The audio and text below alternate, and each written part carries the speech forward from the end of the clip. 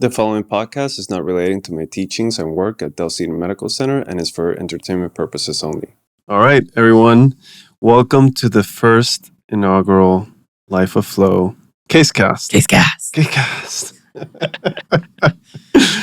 So explain what we did, Miguel. Well, this time around, Lucas was nice enough to come down to Houston. I love going to Austin, but we were able to piecemeal together. Shout out to Allie, our producer. Shout out to Brett Woolley, and who gave us more assistance. You were calling somebody on the phone too. Cesar, our editor. Yeah. For all their assistance in trying to get this together. But anyway, we did it. Well, here's the deal. When we started doing it, I have all the capabilities in the office-based lab to actually do live cases. And it was actually Woolsey's idea that what if we just project a case and make it into a pot? Mm-hmm. And honestly, we just thought about it a little bit. We went back to the patient. I had a conversation, got consent. It was a case to be recorded and edited, obviously for safety purposes and for HIPAA compliance. But we thought that there could be a very interesting model in the sense that we would invite you to not just listen to it. Of course, it'd probably be better if you view it. So it'd be more of a YouTube, X, or LinkedIn. Spotify has video too. Spotify does too. Apple probably does too, no? I don't think so. Okay. And so the idea is, for now, it was Lucas and I going over a case and discussing the case, but it was like no stress. It's not live. It's much more predictable, and we have the capacity to edit in things that we think are important. Mm-hmm. We can post-process information in afterwards. We can do call-outs. We can add, we can add even some information on the techniques or the tools. We can add some data slides. There's just a lot of things that we can do with this. And so we gave it a shot, and we're actually really happy. Yeah, it was so fun. It was cool, and it was an interesting case, and we'll dive into the specifics of the case. But it was on All at Hope, ambulatory, outpatient, and I would say with great technical success. Yeah, it was good, and we're gonna keep doing it. I think we should. I think it's a very interesting model. So hopefully you guys will enjoy it. Make sure you have a TV or phone next to you, and let us know later what you thought about the case. Okay, vamos. Two vascular surgeons walk into a bar and come out with a podcast. We are talking everything vascular and not. Welcome to the Life of Flow podcast. All right, guys, as you heard us on the top of the program, this is a little bit of a different thing for us. So Casecast for you by LOF, Life of Flow. And let's just jump into it. This is a 68-year-old female that has been referred to me, actually self-referred to me, for pretty bad right lower extremity rest pain. She has undergone multiple procedures in the last, over a span of about 10 years or so. And I guess either the physicians over there are just tired of her, or they're just not being mindful about all the details on the workup. But I think that she had some obvious options here, and she was told that she essentially had to work it out with xylostazol. And also, walk it off. Just walk it off. Walk it off.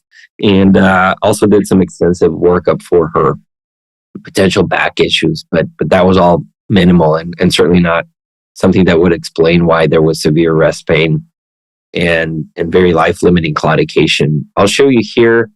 Essentially, this patient has a aorta with some calcification on the top, but then you start seeing a graft coming in. She had an aorta bifemoral bypass. You see end-to-end, right? It looks like it's end-to-end. Yeah. When you look at the back there, you can notice the stents, the old iliac stents that are obviously out of the circuit now and collapsed and all buggered up. The limbs of the aorta bifem, though, they look pretty good in an appropriate surgical and anatomical place. And then focus on the right. This is where she was having problems. This aorta bifemoral, by the way, connects to a common femoral that has been also patched. So there's a patch over the common femoral, and then there's also a femoral popliteal graft, which is also occluded. So there is an aorta bifem, there is a right common femoral endarterectomy with patch, and there is a fem pop that's occluded on the right. And the right is where the symptoms are. So as you walk down the right, you start seeing what seems to be the anastomosis. And then you essentially see the lumen disappear.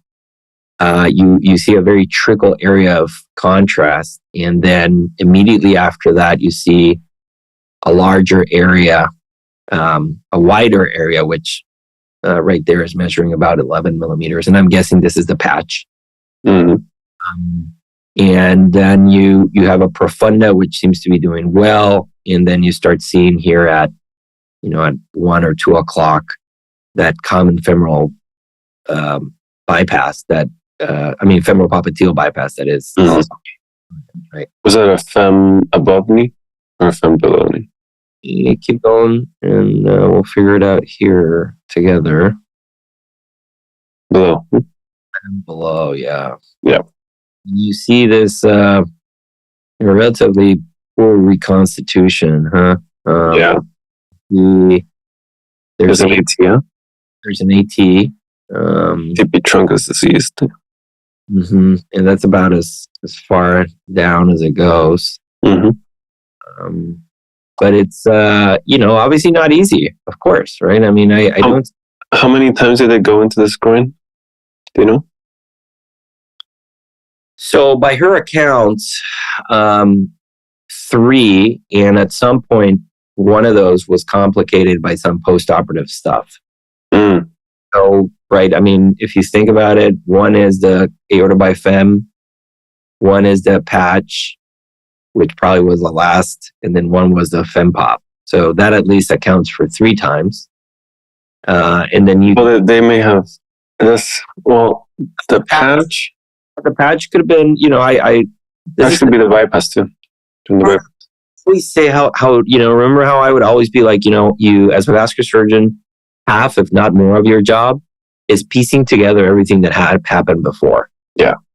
Because it's so important for you to know what all happened, and in order to provide something that makes sense for the patient and for you as a surgeon, right? You don't want to get in trouble. But yeah, it's really interesting because, over a span of 15 years, I don't blame patients for not remembering. And I don't remember what happened last week.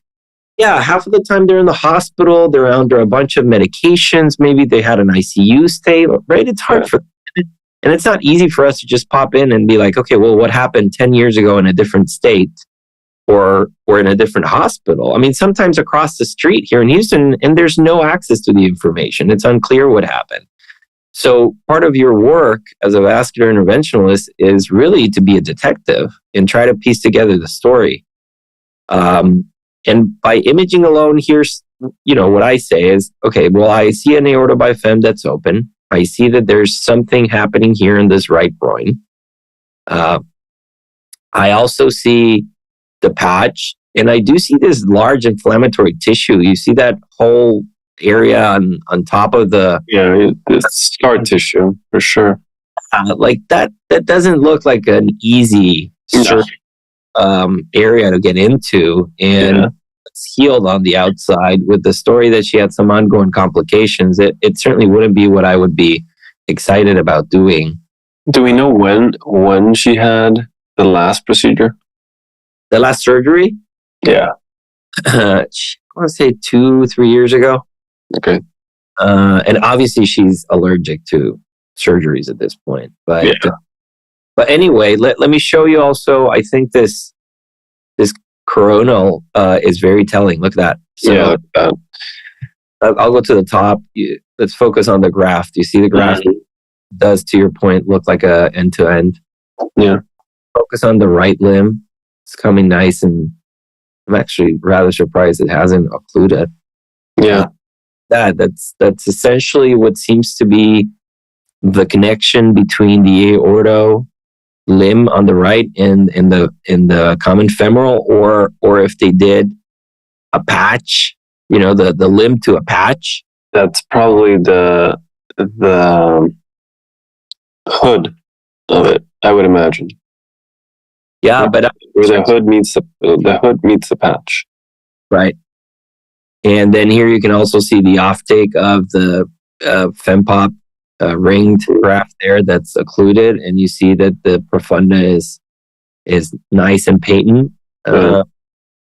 So can you do a sagittal just to see where it kind of comes on top? We can. Let's see. That's a knee. Oh yeah. There you go. That one. I thought that's the one that I picked. Yeah, maybe. Is he? Yeah, but that's a knee. Yeah. What about the three below that one? Pretty, like whatever you look at, it's not pretty, right? Yeah. Look at this chunk of stuff. Chunk of calcium. No.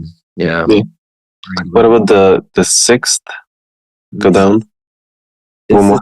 That one. This guy? Let's see. No. What's going on? How about, I guess, the third, that one? This is that's a knee. Fuck. Then this is just axial late. Okay, I guess we won't see it. I mean, let me see. Maybe I could do an NPR of this. See if Boros. There you go. Yeah, the big problem with this is... Yeah, can you change which one? Doing this remote. I'm not in front of the pack, so it limits my capacity. But let me see. See, like I can't operate the mouse from here remotely. There you go. See. Can you zoom in? No. Okay. What you get, Lucas. Okay. That's fine. See. You can make a little something.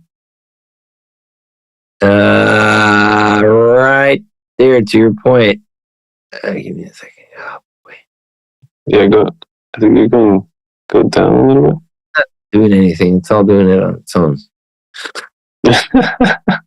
Lost control. This is all right. Let's move along. All right. So can you tell?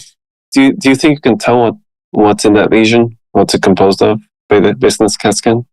I think so. I mean, based on the CAT scan, it doesn't look like there is anything calcified, right? It just looks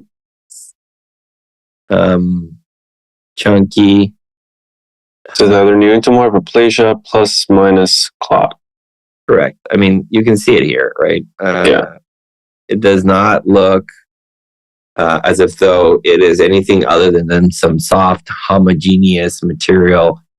And I'm sure on IVUS I'll be able to showcase that or so. So going in, you think you're gonna do what? Laser versus Rotarex versus what? Yeah, I mean, I think that I would elect any device. First of all, is I think Axis is going to be a good topic of discussion, which I don't remember if we did live. I think we did. We did. We went into it. Well, we'll just kind of go over it real quick here. But you can do radial to peripheral, but that limits you on some of the device says that you may use. She seems like a short lady, though.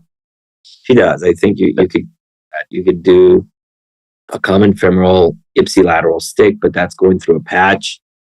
And yes, you can do it, but it's really sometimes very difficult to get through. It's tight. Yeah, it's gonna be tight. What you got? Like you may have 2 centimeters, and that's why we always discuss in training that you need at least for antegrade access, you need, if you're gonna stick the common femoral, you need 2 centimeters of SFA minimum. Yeah. So you may have that there. It's gonna be tight. Yeah, it's just technically challenging to get through a patch because let's say that you're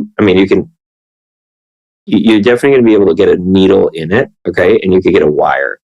But then you're going to have to get a sheath that will really go through. But then you would have to navigate the lesion first to be able to put a stiffer wire to get through the patch.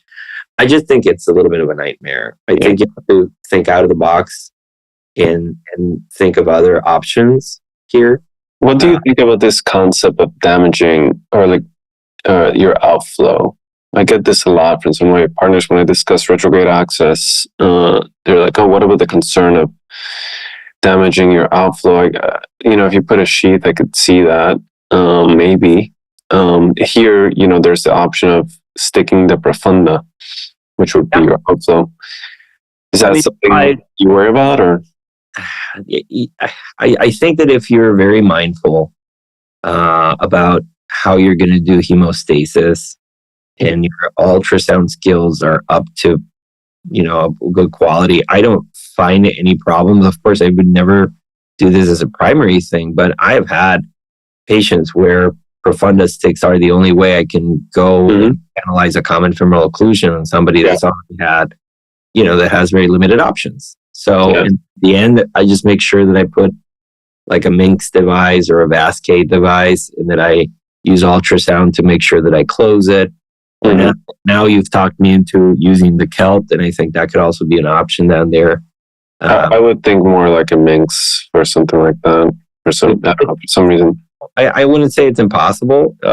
Just say here you have another option, which is I think what we elected to do, which is you have a very easy landing, which is the femoral popliteal graft, which is occluded. But guess what? It's occluded, but it's connected to the common femoral patch. Yeah, that's a freebie. And so here you have a very nice way to A, get in, B, earn yourself the centimeters you need, and C, quite frankly, have very little trouble with hemostasis, because at the end of the case, all you do is pull the sheath out and that graft is occluded. So chances are is it's not going to ooze at all. And so, or you can just put a closure device just for good measure and have very little worry. If you want to, But yeah, I mean, that's what we elected to do, and so we'll be able to show you that here in a minute. And we used a occluded graft as our axis. We were able to maneuver ourselves into the common femoral that was patent. We were able to then maneuver retrogradely into that limb of the graft. And then, what we did, what steps we took, you'll see as we walk you through the case. So I hope that you guys can enjoy it. Do you think it's a good time to go and let them see it, Lucas? Yeah, well, we have that pre-operative ultrasound. Should we discuss at the end or no? Yeah, let's do that. So let's go to the case. And then what we'll show at the end, if you stick around, is the ultrasounds pre and the ultrasound post that she just had not too long ago after the procedure was successfully done. Okay? All right. Perfect. Boom. Let's go. Nice. All right, Miguel, welcome to our first, not live case. This is not going to be live, but podcast case. I don't know if there's been a podcast angiogram ever in the history of angiograms. I don't know. Well, it's great to be here. We have a very interesting case today. I have a female here with a past complex medical history of PAD, multi-level disease, who has undergone already multiple procedures, including endovascular iliac interventions that have failed, followed by an aorta bifemoral bypass that is still patent, endarterectomy of the right common femoral at the time of the bypass, and also a femoral popliteal bypass on the right side. She was referred at this point with pretty bad rest pain, and our intentions when we saw her was to try to further understand what was going on. On the duplex, we could see monophasic waveforms in the common femoral patch and profunda. The SFA is occluded, the fempop bypass is occluded, but the aorta bifemoral is open, and it seems to have a very tight stenosis. I know that we're probably going to review this ahead of time, And so it'll be interesting. We carry the conversation from the standpoint that we've already analyzed that CTA. And so really the questions at this point are going to be surrounding access, interventional tools, imaging, and how we're going to essentially provide personalized care at this point. Your thoughts? I'm going to get out of the range of the camera, and I'm going to start looking at the ultrasound here. So I'll switch you to the extravascular ultrasound for a quick view. But before we kind of get going, you saw the CTA, complex case. Yeah, complex case. Without a doubt. What's your thoughts here as you're trying to maneuver this? Basically, I'm thinking that this is neointimal hyperplasia. So for the viewers that are listening, for the listeners that are not actually looking at the video, basically at the limb, at kind of the mid, if you can imagine what the arteriotomy for the aortobifemoral bypass anastomosis looks like. Right in the middle of the arteriotomy, there seems to be a significant amount of neointimal hyperplasia, and you have a clear division of proximal part of the actual arteriotomy from the distal part, and in the middle there's a chunk of neointimal hyperplasia. Distal to that lesion, you have your profunda, and you had what looks like an occluded fempop bypass limb distal to that. So I think at this point, my strategy would be to get the profunda in line, and that's the only thing I would strive for this procedure. So despite the fact that there's multi-level disease, your thoughts on this particular case are that we need to focus on getting the profunda back in line. Yeah. Right? Okay. Yeah, I would absolutely agree with that. I'm here doing a... Do you want to describe what you're seeing on ultrasound? Yeah, so I guess this is just a transversal view right at the groin level. On the right-hand side, you see the common femoral vein. On the left-hand side, you see what seems to be the patch in atherectomy. Yeah. And I'm going further down. This is an interesting image because as we go further down, it seems like that fempop bypass comes off that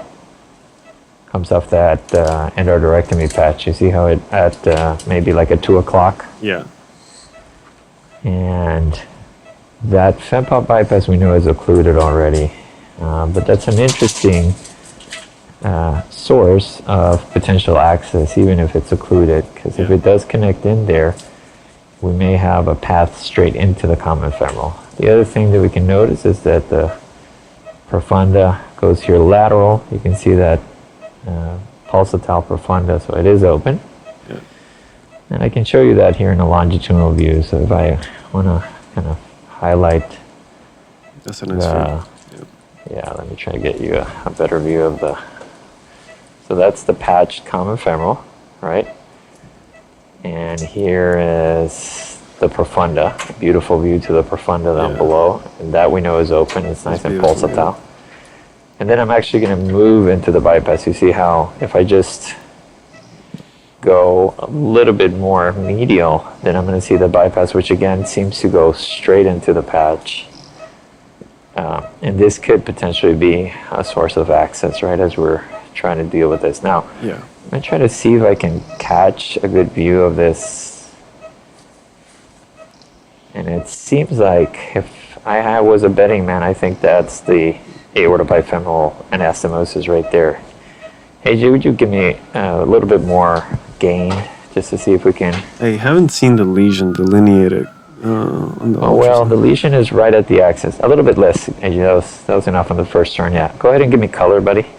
We should see some significant A-leasing here. Yeah, here. Yeah. I think it's that. I think it's that right there. Right there. Look, it's just literally 1 millimeter of anything there. That's where it comes in. Can you measure it?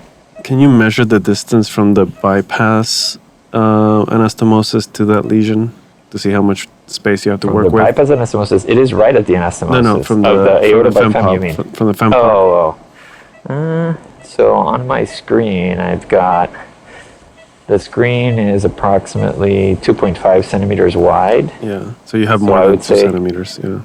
Yeah, Yeah, and like here's 4. the bypass, so I would say, Probably like 4 centimeters. yeah, at least. And here you can Yeah. see how the bypass is occluded. There's just a little nub in there. Yeah.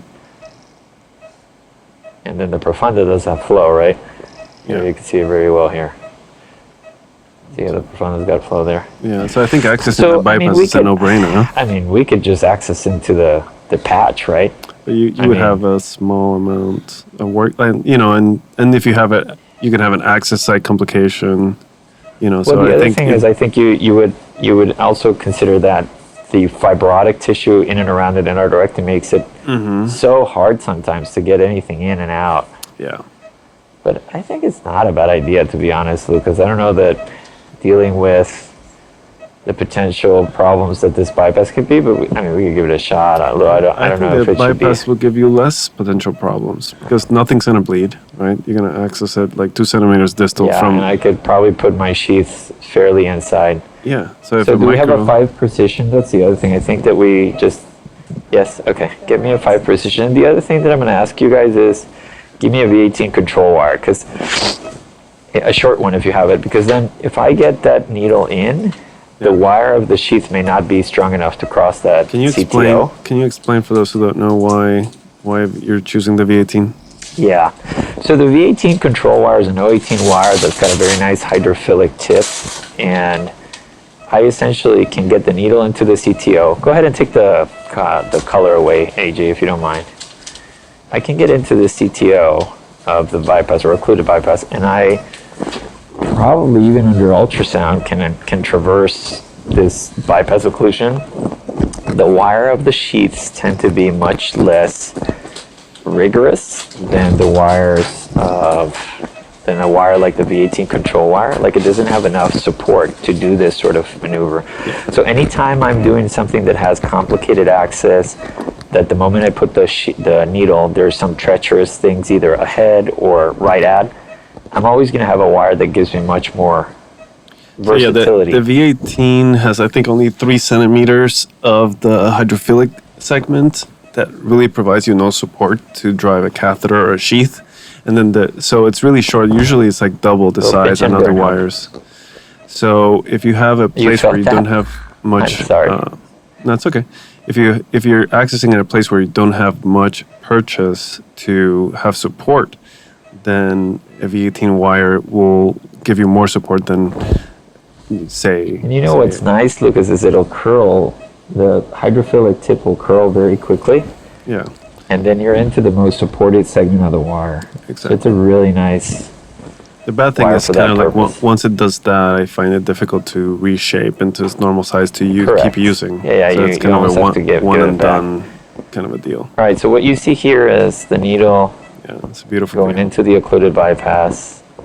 I already put a little lidocaine on it. I felt a little pop, and you could see the tip of the needle there. Are you able to see that? Yeah, beautiful. I'm getting no backflow, of course, as expected, right? And now I'm going to see, I'll give it like a little bit of a bend here and try to see if I can see the wire under ultrasound traversing here, if at all possible. Yeah, you can see it there. Nice. Yeah, so you see that wire is already trying to do a little bit Wants to go where it wants to go. of crossing. It's probably just curling up, like we said. Look at that. Yeah, just give it a little push. And so we may give it a little push. So I'm going to go ahead and change to X-ray if you don't mind, AJ. Give me the pedal, please. So by the way, in this room today, I've got a phenomenal team of people. I've got Janet, who is our wonderful director of venous interventions, and also now wonderful scrub tech and circulator. We've got AJ, the nurse practitioner, who's my lifesaver in many ways, and Daniela, who's actually doing a rotation from Mexico. So she's here with us for a few days, and she's been amazing, much better than all the trainees I've had. Going back to Lucas. You know, Lucas was my trainee. Yeah, you were far better than him, by the way. Can you let it go there so I can move it this way? Okay, let me get you back into the image here, guys. Yeah. Nice. So you can see all the clips. Yeah. Go ahead and make it where it's a little faster. Remember that stuff that we do to whatever you normally do to make it a little bit better. Now you see how slow it is? And then column 8, if you don't mind. All right, so obviously this looks like a recipe for disaster, right? Yeah, you see clips all the way laterally. Whenever you press fluid and this is what you see, you got just be careful, right? Yeah. Okay, let me go ahead and mag up a little bit here. It's much better. And I'm gonna try to keep my hands away from this, but I'm gonna try to just see what this wire wants to do. So nicely. See, I just kind of give it a little bit of a flip. And maybe that's outside. What would you think? I think that's curling around probably some like hardening into hyperplasia of the ostium of the. It seems. Yeah. Oh, Ooh, that looks look like at it's that. alumina. There you go. What was that? Look at that. Look at that. Magic hands, everyone. I don't know, man. All right. I think that. Can you describe Can you describe it for the people who are listening, like what you were seeing and what you were feeling? Yeah. So I was just seeing the wire kind of follow the lead, but then it was kind of twirling. So what we did is very soft torque of the wire. I backed up the wire and I just kind of softly twirled it, and it just kind of tends to do what we want it to do, right? So what I'm gonna so the wire, instead of moving, so don't push, right? Listen to the wire. I always say the wire speaks to you, and you got to listen to it because the wire will give you a lot of feedback. And this is one of the advantages of, I respect anybody from industry that gives you a new wire, but sometimes a new wire is never going to be a better option because you just know your wires. It's kind of like underwear. You remember what Mariano Palena said about wires once? No, what was like VT? I don't know, but I'm going to say it here. Oh, okay. Yeah.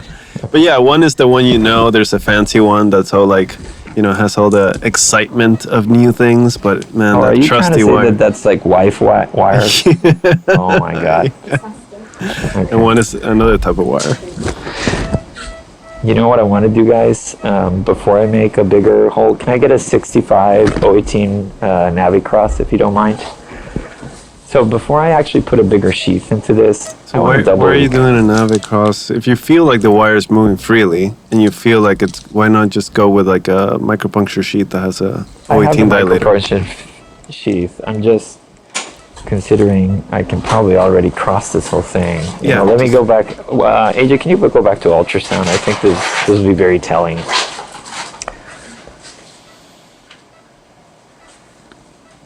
Let me know, AJ. Confirm. Let me just get AJ. You doing okay, sweetie? Huh?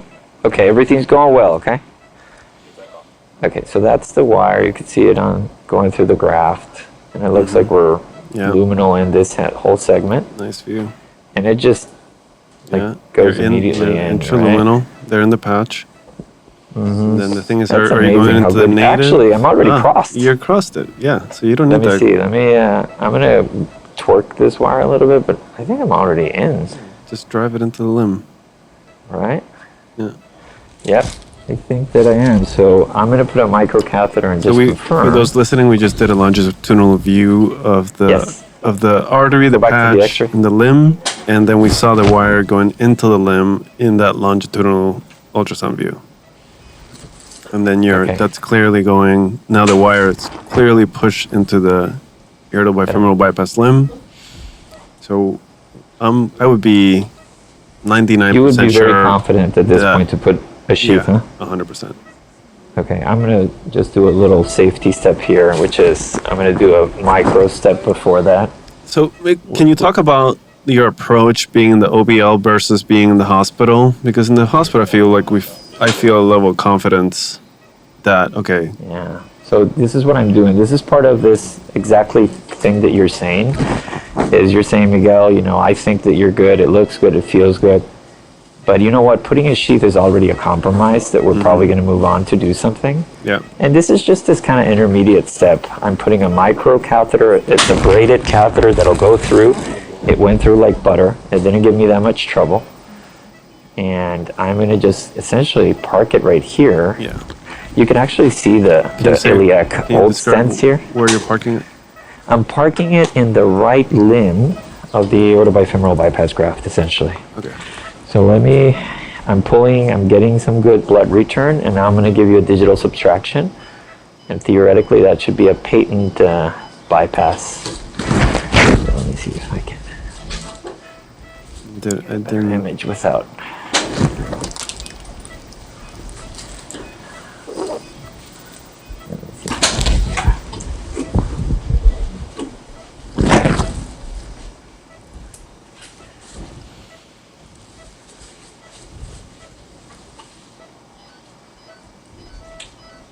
See? Yep. So now. And actually, right there in that image, you can see the problem, right? Yeah. Look at the bottom. Look at that massive little area there. So we see the aortofemoral bypass limb. We see right at the femoral head an area of 90% stenosis, and then a wide open patch distal to that. Yep.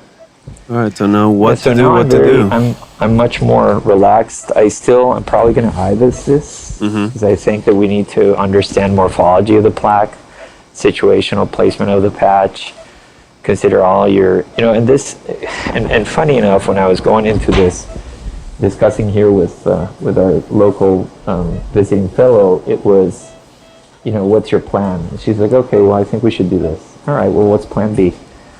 Oh, well, what's plan C and D? And so I told her, essentially, I want to try from the femoral popliteal graft that's occluded.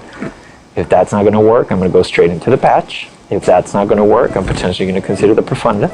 If that's not going to work, I'm going to go up and over from the left. But of course, with an aorta bifemoral, that's very difficult to do that up and over. But it's imperative that when you're looking at these cases, you're always thinking as you're going into the case, you have 6 plans, right? Yeah. I mean, it's chess. And that's one thing that I always give people shit for is why is it that with peripherals, people go through a very limited plan processing, right? But people take hours to analyze an EVAR and size it and find what axis. You should probably do the same with your peripherals, right? Especially on complex cases. Especially like something like this. I mean, yeah. and it's 10 centimeter SFA lesion. I don't know if I would need to have like 4 plans for it. Probably one A and B probably be more than enough. But for this, you need 6. Okay, what I'm going to do now here is I'm going to try to go very, very soft. I don't want to push any material from this graft in. So I'm trying to just essentially make my way through the occluded CTO.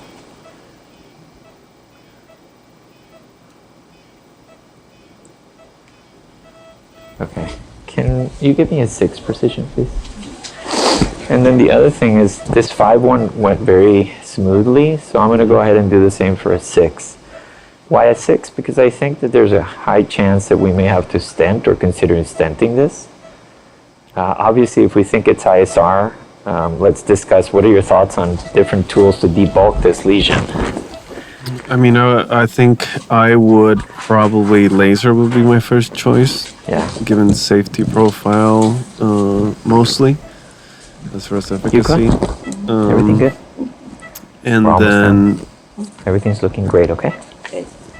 And then after that, probably I would think about Laser. using Rotorex.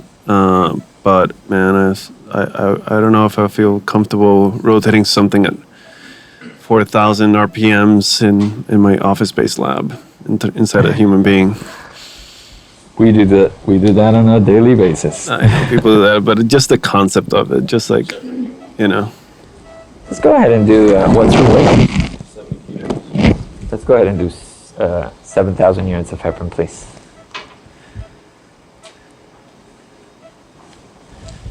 So if I had an OBL, I would be using laser principally because We'll make you happy because we have both technologies available to us. So we're But probably do you gonna just- do you think about that? Especially like in like SFAs and stuff like that. If you look at, I did a review Go ahead and do once, 10,000, AJ.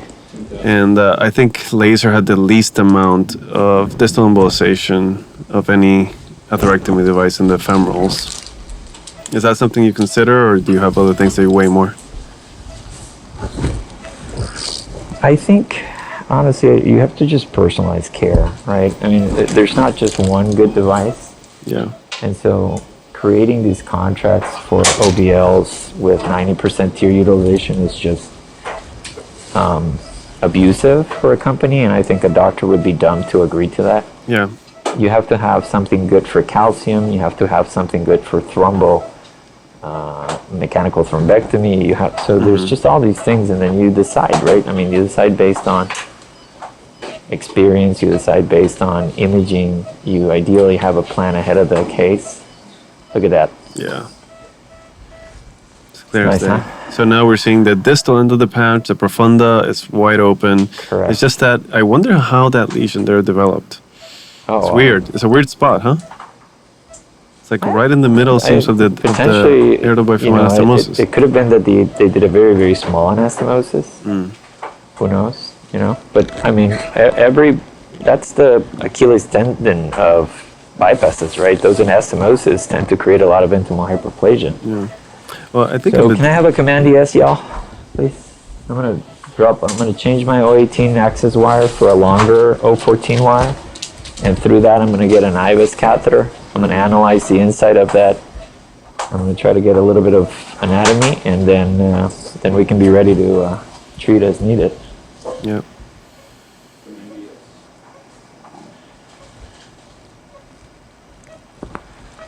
So I think I've been describing this incorrectly. So there's a patch, and then on top of the patch, there's the aortobiofemoral bypass limb anastomosis. Yes, that's what I think. And then So I think there's an endarterectomy, Oh, okay. and there's the aortobiofemoral bypass. Let me see if I can. I just need to get enough lateral projection here for you to be able to see that better. Yeah.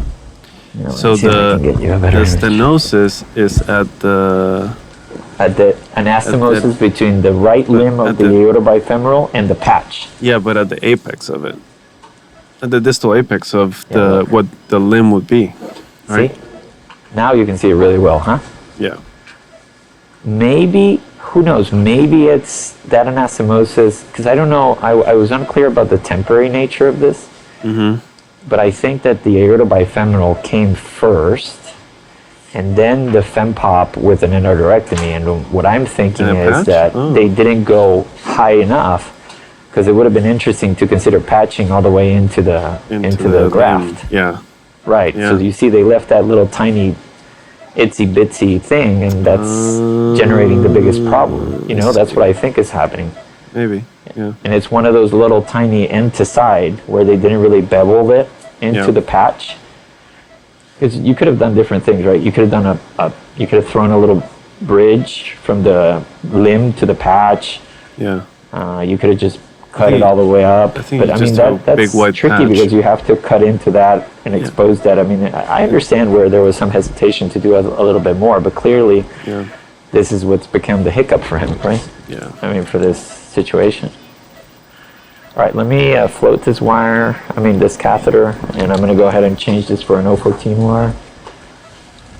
That V18 control wire, I think, did wonders, as we expected it to. Yeah. It helped us to get access, it helped us to cannulate, it helped us to get sheaths in.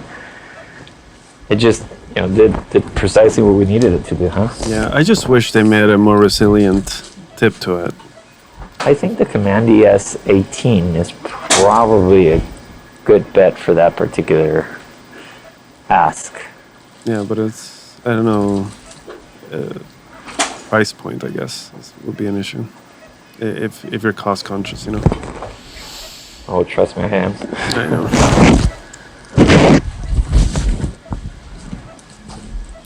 I'm sorry, the microphone is kind of rubbing on my beard.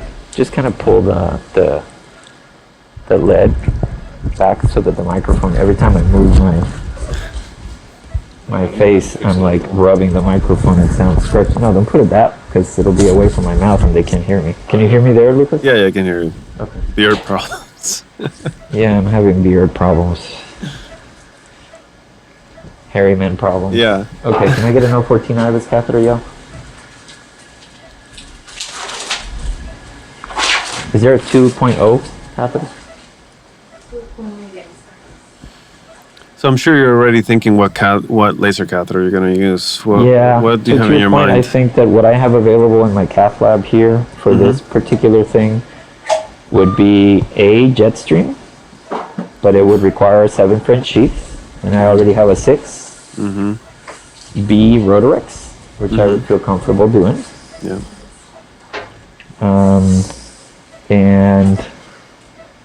And C, laser. But to your point, those out of those two, I think whatever's actually truly, both Rotarex and laser are indicated for ISR, specifically for stents. But I mean, you can extrapolate that to anastomosis. Yeah. And then I think that we need to consider things like scoring balloons, cutting balloons. I think cutting balloon for sure. And I have a couple here. They're expensive. Yeah. What? Yeah, they're not cheap. I don't think you have directional atherectomy, but I don't have a turbo hawk, but I think it would be a great option because I could essentially cut in the direction that I would like. Yeah, that's what I would in an ideal world. If you had everything, that's what you would consider. Yeah, I think that's not a bad idea because you can make some pretty clear cuts into the right direction, right? Yeah. The only thing about that would be if you're worried about embolization, direction of flow will be towards your profunda. So you wouldn't be able to, obviously a filter in the wrong direction doesn't help you. So that would be a concern. If you want to account for that, then you would have to go up and over, snare this wire, and then bring the hog from the other side, and then drop a filter. That sounds like a lot. It sounds like a lot, I know. AJ, you want to show these fine people the IVUS? Let me switch you over, guys, so you can see what we're seeing. Okay. Nice. Jack, we're going to adjust that image. We're going to adjust that image. Give you the widest view. Go to 20 millimeters. Yeah, there you go. So this is an 014 Phillips IVUS catheter. And what I'm going to do here is I'm going to just very slowly, this is the iliac limb, right? Mm-hmm. So if I keep going up, you're going to see me find like the aorta right there, right? Okay. So that's the main body of the aorta bifemoral bypass, right? Yeah. You see the bifurcation, you see at 6 o'clock the other contralateral limb. Yeah. Now I'm going down the right iliac limb. Mm-hmm. It's all clean. Everything looks clean. Wide open. Yeah, clean as a whistle, no problem there. You do see a little stagnation of blood. It's not typical that you're able to see that much blood, and you start seeing it more towards the end probably, where a lot of that blood is starting to pool. Okay. I never considered that. It'll create more of an echogenic image. The more stasis there is, the more echogenic. Okay. Okay. That's a beautiful and image. Here's where I think we're getting into the critical part, whereas go back. Look at that. Yeah, look at that. Look at that. Yeah. You know what? It almost makes me feel like it's concentric, native artery. It looks I think that's a common femoral. See, I think that's all common femoral, and then the anastomosis.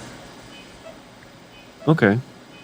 But the fact that it's all homogeneous makes me think that it could be a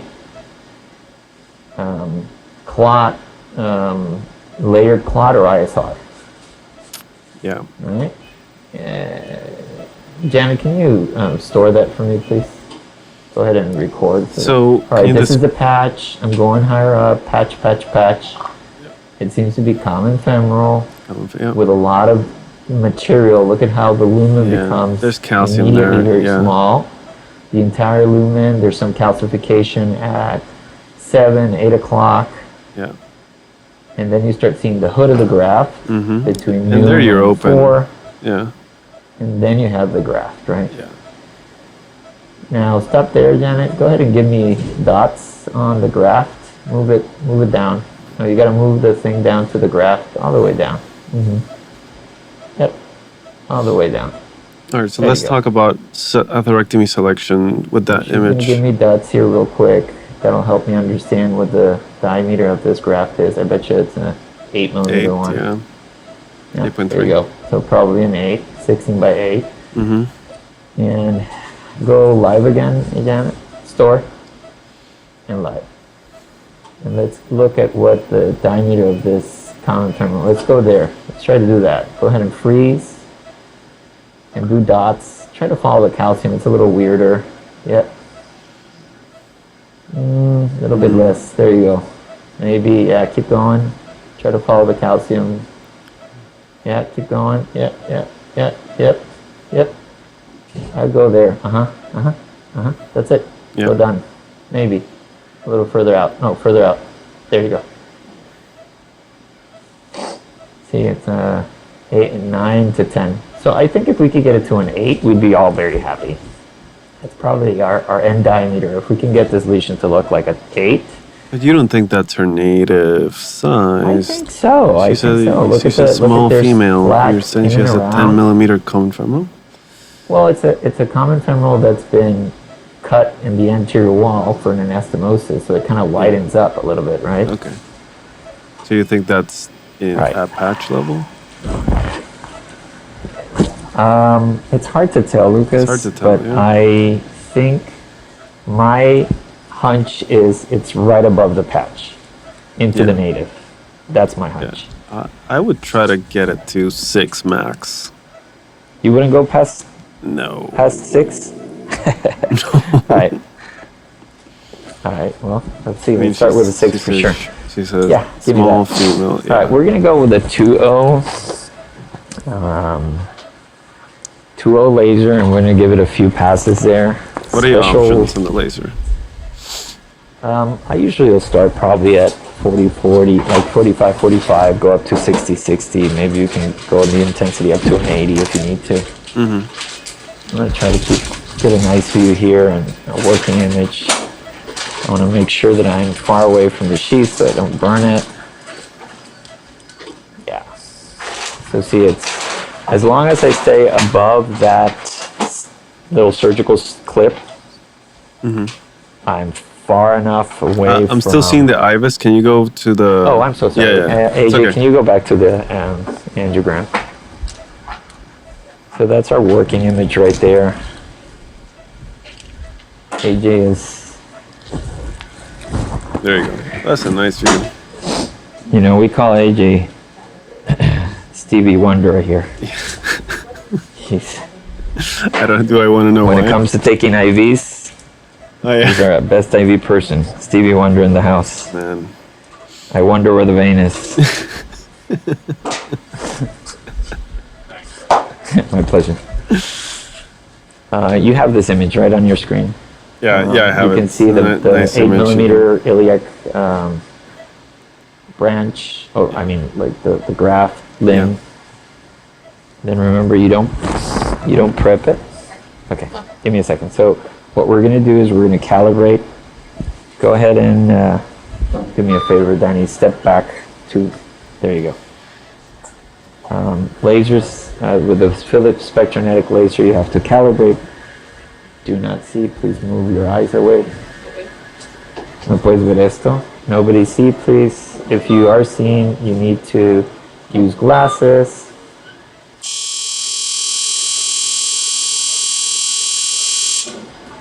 And so the calibration has been complete. Laser is in standby. It looks good. Now you can put some heparinized saline through it if you don't mind. And we're using a 2.0. Go to 45, 45 if you don't mind.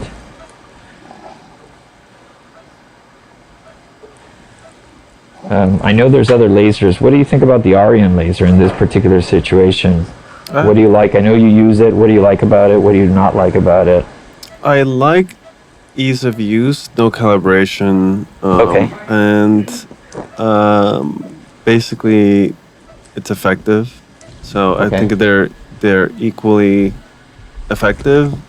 There's an increased ease of use. You know, you have a strong team here that you work with every day. I have travelers that come in and out, and I don't even know when they're starting and ending. So anything that is just like very easy to use, it works for me in kind of making sure that the cases run smoothly.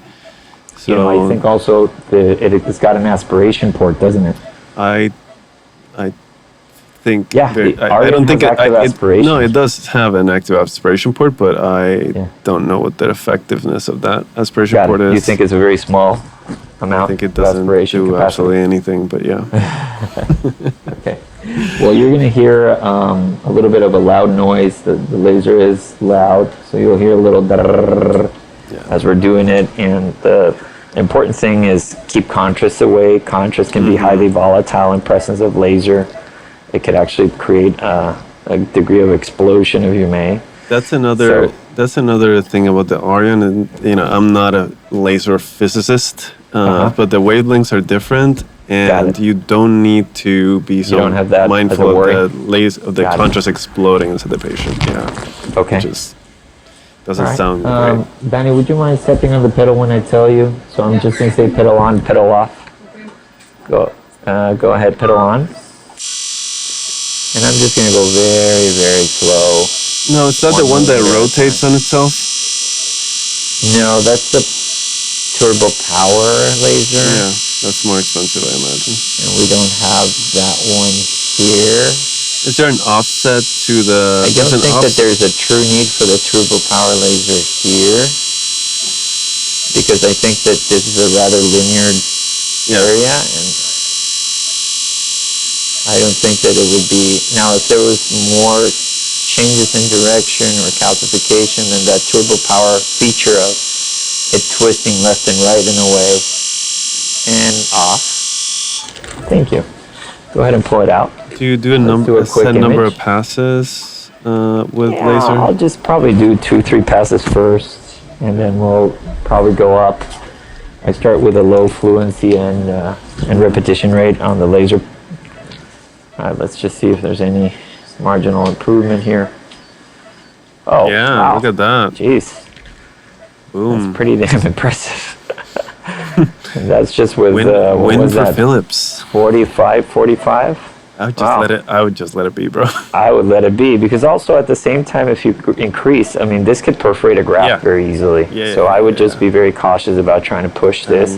If you've already got some luminal gain, just, this is a win for you. You probably at this point go for a balloon. So let's go for a 6x40 balloon, please. Huh? A jade balloon, 640, yes. Yeah, go ahead, pull that guy out. You doing okay, sweetie?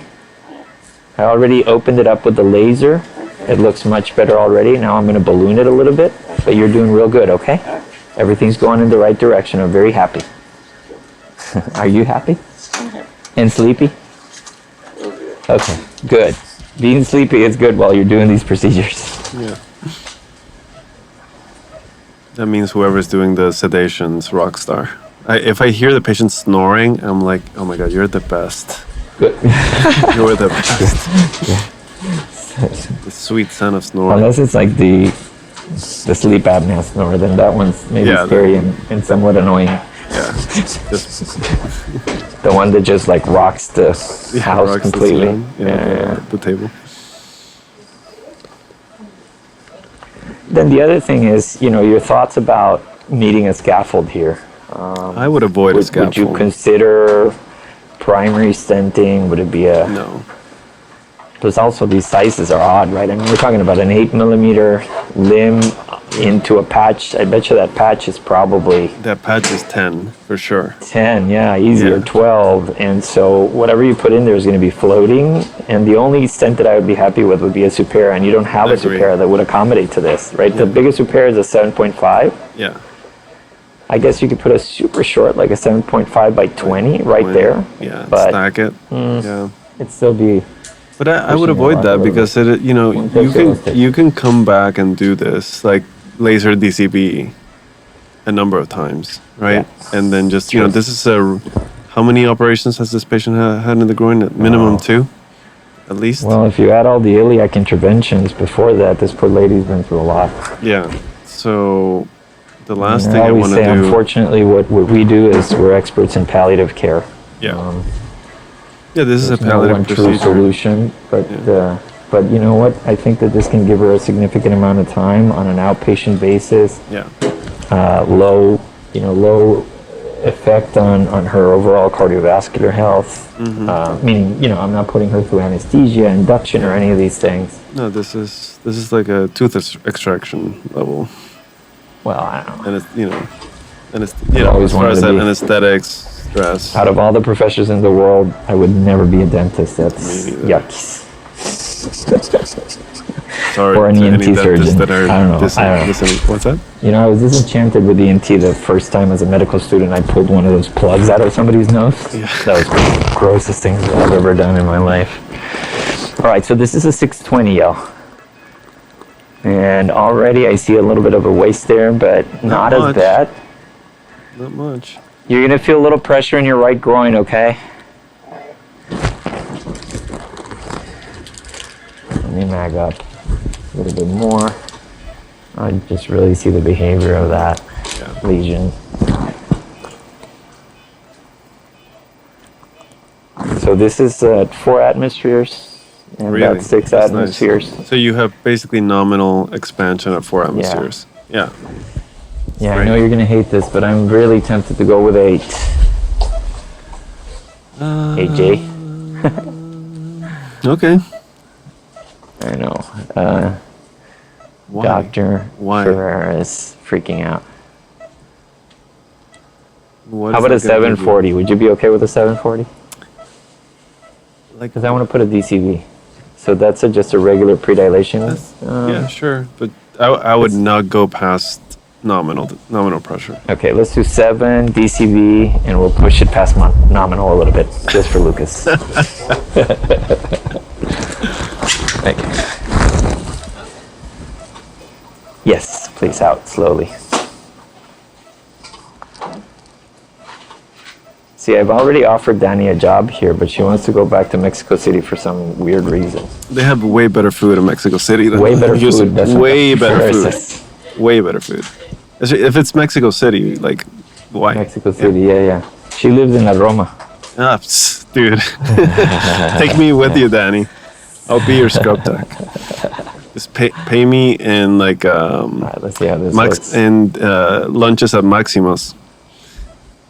Shout out to Maximo in Mexico City.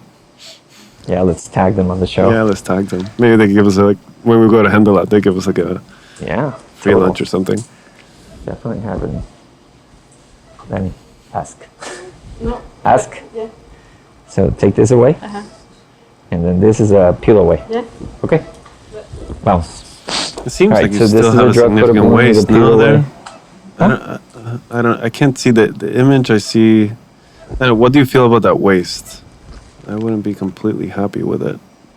The waist at what level? Sorry. At where the lesion was. I think, well, there's a couple of things. I mean, there's probably still some material, right? I mean, I don't think that we're going to leave it like clean as a whistle, but No. that's why the negative remodeling from a drug-coated balloon is important in these lesions. Yeah. Some of those cells are going to probably die in the next few days. Yeah. And I do believe that maybe we'll catch a little bit more of that waste. Let me see if I can. There you go. And I'll change the mode into road mapping. Oh, that's beautiful road map. It looks kind of shitty from my end. Yeah, I know, it looks horrible. Yeah. I'm like, wait, what? Beauty is at the eye of the beholder, I guess. Yes, sir. Okay. All right, that's a 7x40 Lutonix. Give me a little shot there. Okay. Lenny, always take the air out. There you go. There you go. So this is going to be a 7x40 Lutonix. And can you give me the numbers, guys, on the thing? It's a 7 nominal. There should be some numbers. Are you have them there? No.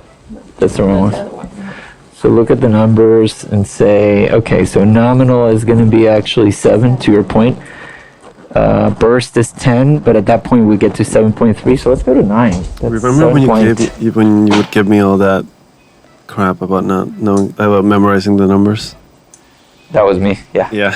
But that's because I never knew them, so I needed somebody to All right, I'm at 7, y'all. That's Okay, that's that nominal looks right great. there. It looks good. I'm happy. Yeah, it's. And then also, if you push too much on these lesions, there's always a lining in the grafts that you can disrupt. Yeah. So try not to go too crazy, or you'll end up with some sort of weird dissection from that layering of cells that is in the limb.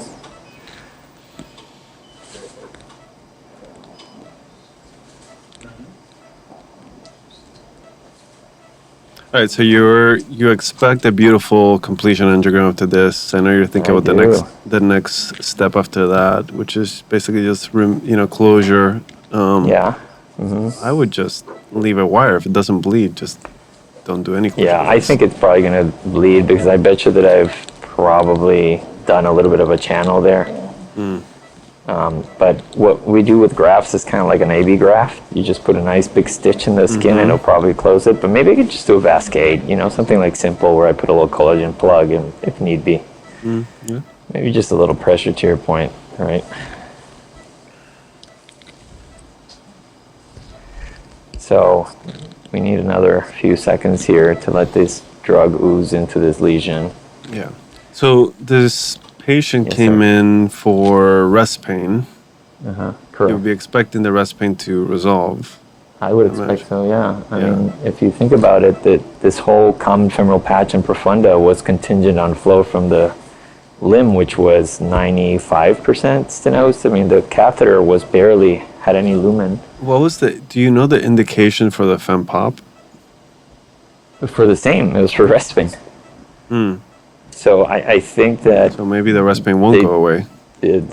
no, I think it will because I think this thing has been there from the beginning. Is my Oh, okay. That's right.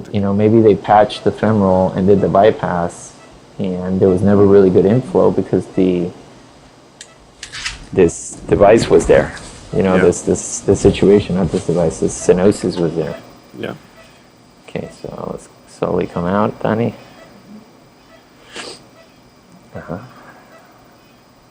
All right, let's leave it there. Let's do a quick image here. All right, let's see. Let me change to.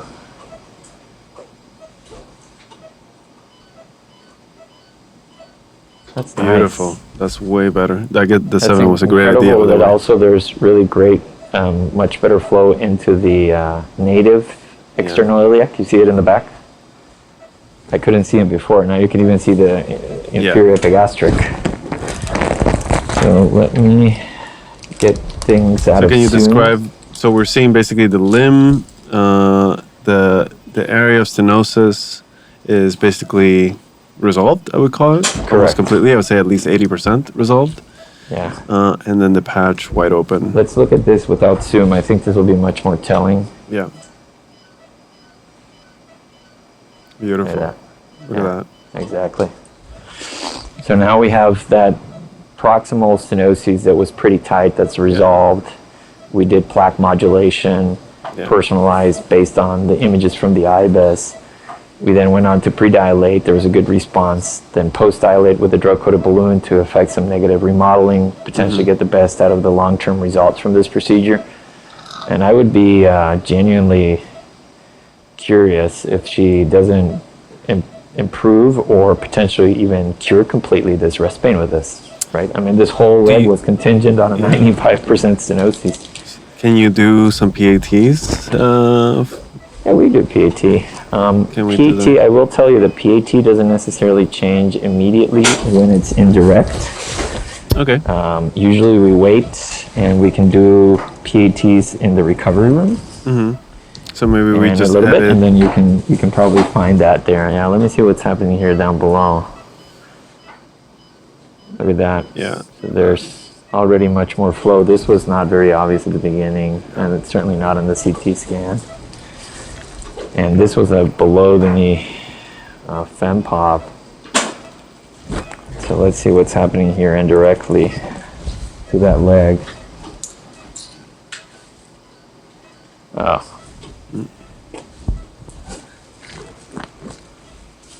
Let's see if she stays still.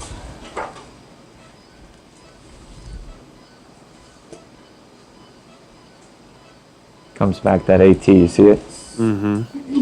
But there's significant disease. So the TP Significant disease, yeah. The P3. You can see the AT coming in there, right? Yeah. Towards the bottom left hand of the Well, there screen. might be yeah. I think that's the one vessel that's going to the distally. You might see a TP trunk too, right? Maybe below the AT. Yeah. There's a TP trunk. Yeah. Let's see if I'm curious if we can get a whole lot distal here. I'm just going to inject, give it a little seconds, you know, kind of count 1, 2, 3, and now let's see it. There you go. Yeah. Nice fat anterior tibial with a 2A carotid anatomy. Explain that. Yeah, Explain the 2A.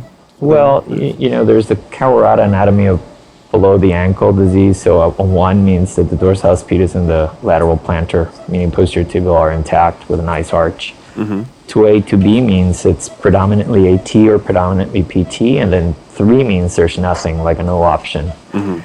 In her case, I think she's a 2A. She's got predominance of the AT with a dorsalis pedis. I can move the C-arm and get toes, but I think that's beyond the point here. It's not a CLTI case with a wound or woundosome that we're chasing. I think here is, you know, we know that a surgery would be more complex. We'd probably be looking at a profunda to anterior tibial bypass. Would you attempt endo salvage first?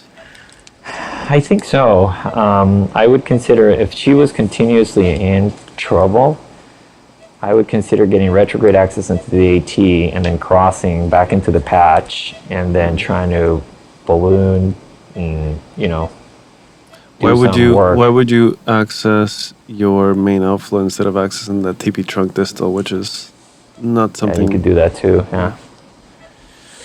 The AT is easily compressible. One can make an argument that you can, you know, get it all open that way. Yeah. Anywho, let's go ahead and try to close this things up, huh, and see what it looks like. Okay. I'm going to go back to the ultrasound now. AJ, if you don't mind, go back to the EVIS. And do you want to give me some gel there, Danny? Let's see what this looks like. And we can probably slowly just pull the sheath without necessarily putting a closure device and just see if the track is perfused, you know. Yeah, just leave the 014 wire, see if it bleeds around it. If it's nothing or it's minimal, then just... So do me a favor, AJ, give me color. Let's see what this looks like on color. Okay. Yeah, there's nothing there. So I see the bypass is still occluded. You see where the color comes up to it? Mm-hmm. So what I'm going to do, I'm just going to pull back the sheath very slowly and see if there's some bleeding into that area. Nada. What do you think? Nada. I don't see much, huh? I'm just going to stop there. Yeah. I see the profunda patch. I see the profunda looks beautiful. I mean, the common femoral patch. But it seems like there's no blood going in here. Mm-mm. Let me go ahead and pull a little bit more. Right, we still have artery to go. Maybe there could be a little trickle flow there, you know. That's a bypass, though. Yeah, this is a bypass, but I'm trying to see if there's any active flow that would make me a little concerned about this. See, I don't see anything. But you see where the track of the sheath was. You can see the track, so maybe that can bleed a little bit. You have like 5 centimeters of occluded graft. Yeah, of clot. Of clot. Yeah. Well, let's do this. Let's go ahead and just slowly pull here under direct visualization. AJ, can you move the color up a little bit? The other thing I can do here is just open the sheath. Now, there's pulsatile flow in the sheath. Oh, well, I guess I'm wrong. So let's do this. Can I get a Vascade just so I can close this up with a Vascade, y'all? Give me a 6 French Vascade. Go back to camera. Can we see the can you... This is Danny. Hello, Danny. No, she's married. Don't even. And she doesn't need anybody in Mexico. Dr. Ferrer is obsessed with the food in Mexico. It's great. Yeah. It is good, yeah. Okay, so let's go back to the EVIS. I'm going to go ahead and put a Vascade device in here. Can you Vascade like... is just a collagen. Oh, you're going to show the ultrasound deployment? Yeah. Okay, cool. Can you, AJ, if you don't mind, take the color away, please. We'll see how easy this will go through.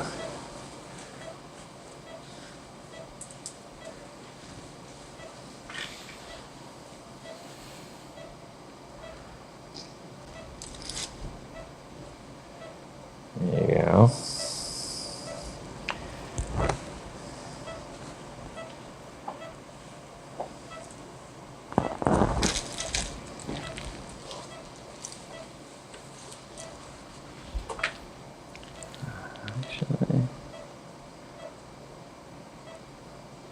Let's see if I can get this to open. Like a lot of resistance for it to open, because I'm guessing that there's probably a lot of material in there. So Danny, can you try to pull this for a second so I can see it? Yeah. So you see the thing is actually outside of the graft.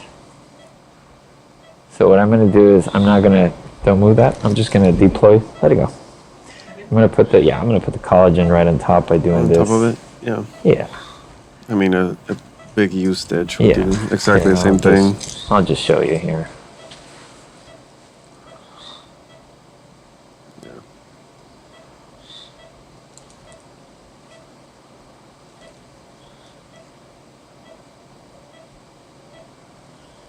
Yeah, and what I'll do here is I'll just hold a little pressure here because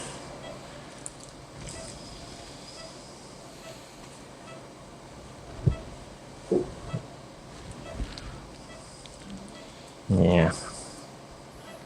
Give me color there, AJ. We had an episode with Kelt. I'm surprised that didn't convince you to use it. Yeah, I should have done Kelt here. You should have reminded me. That I think would have been a great option here. Yeah. I used it recently in a super, like I usually do. We should have done Kelt. Why didn't you? I didn't know you had it. I do? Yeah, we do. I love it. That's But, fine. I'm just holding pressure here. There's a little bit of a Yeah. extra rotation. But I mean, here, this is not gonna. This is gonna clot off extremely quickly.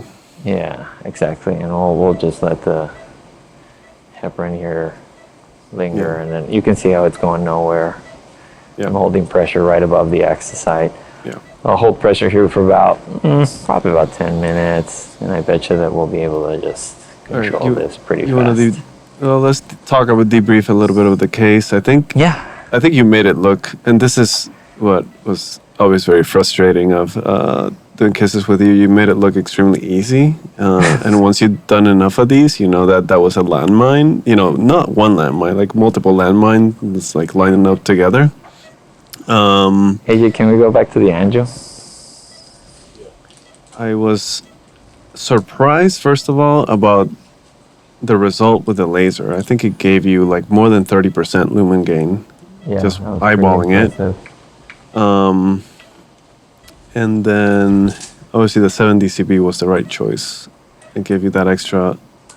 I think I feel very comfortable with this. Just that we'll get a long-lasting result. And it looks beautiful. It's like very elegantly done. Yeah, I think so. I think the things here where, consider your alternative access sites. An occluded bypass can be an interesting access site. That's an interesting teaching point.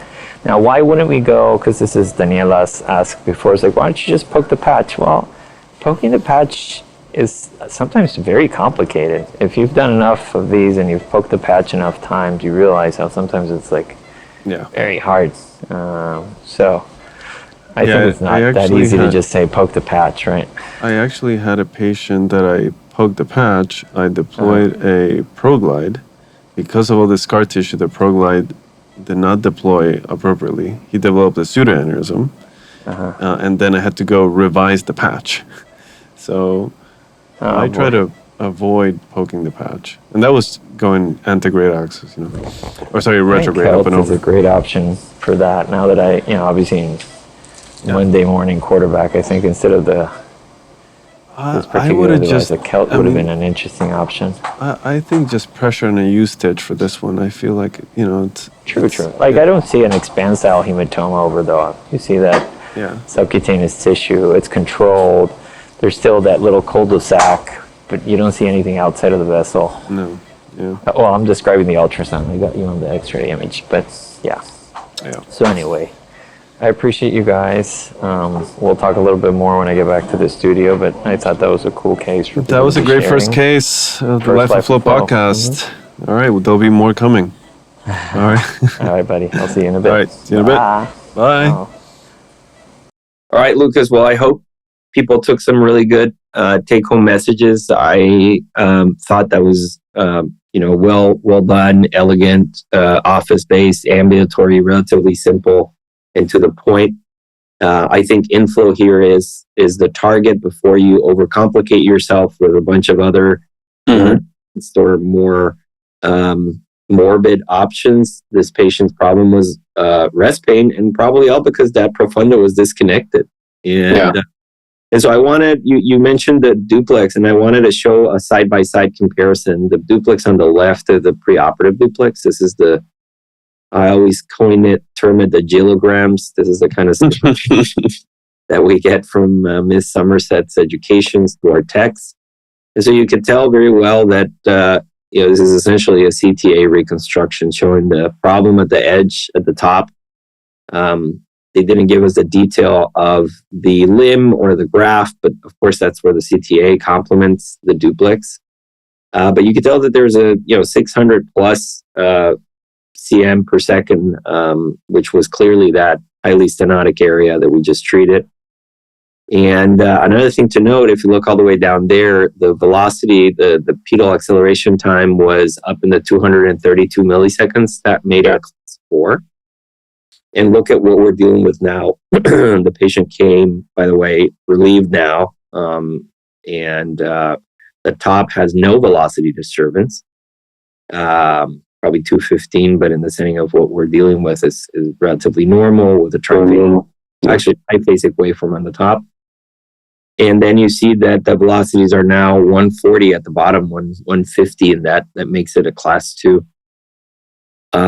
What she is more concerned of now is swelling, which is typical, right? You see this, somebody is very profoundly ischemic and you are able to bring him back some flow, then they always have this rebound swelling that can linger for 2-3 months. Yeah, sometimes they complain more about that. They say, "Oh, you made me worse." Yeah. They're so concerned about the swelling, but they're like, "What happened to your rest pain?" "Oh no, that's completely fine." Yeah. About the gangrene. "No, that's fine." That went away. Now, like I had to buy another pair of Crocs. What the fuck? Who's gonna cover that? Yeah. But anyway, not Medicare. So, Lucas, any closing thoughts here to let people go home and after our first case cast, and hopefully we'll get some feedback from them to see if this is something they want us to do more. But I'm excited about this. I mean, I think working out these problems for us real time and then bringing them as a podcast is fun and lots of possibilities. So I'm excited about it. I've been an advocate of live cases throughout my career. Yeah.